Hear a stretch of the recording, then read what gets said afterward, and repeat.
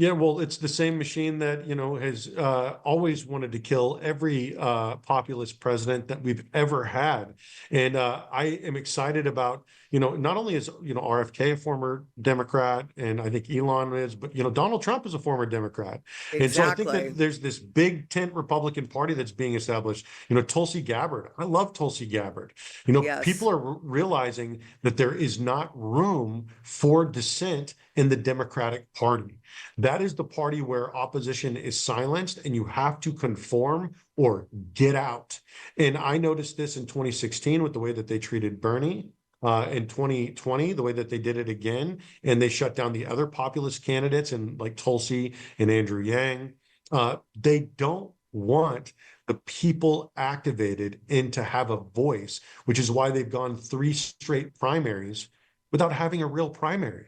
Right. It's yeah, and Yeah. For meanwhile, yeah, go ahead. No, you go ahead. Sorry, I interrupted you.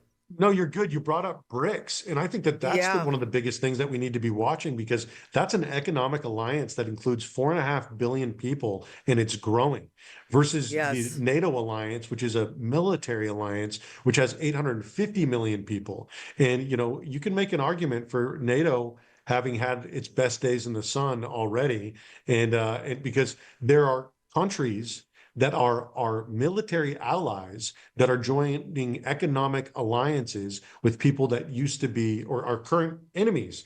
And I look at China and I look at Russia and I look at a lot of these other countries and I think, wouldn't it be better if we stopped pointing guns at one another and stopped threatening to blow each other up and we started focusing on repurposing some of that energy for peace?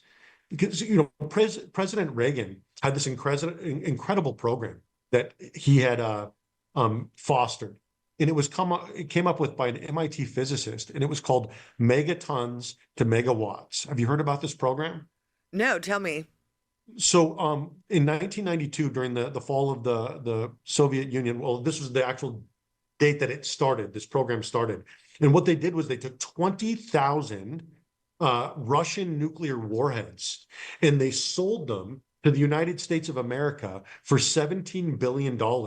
And those 20,000 Russian nuclear warheads powered 10% of the entire American energy grid from the year 1992 to the year 2012 for 20 years. That is the incredible amount of energy that is in nuclear energy. But we focus Right. too much on the destruction of our neighbors instead of the creation of our home.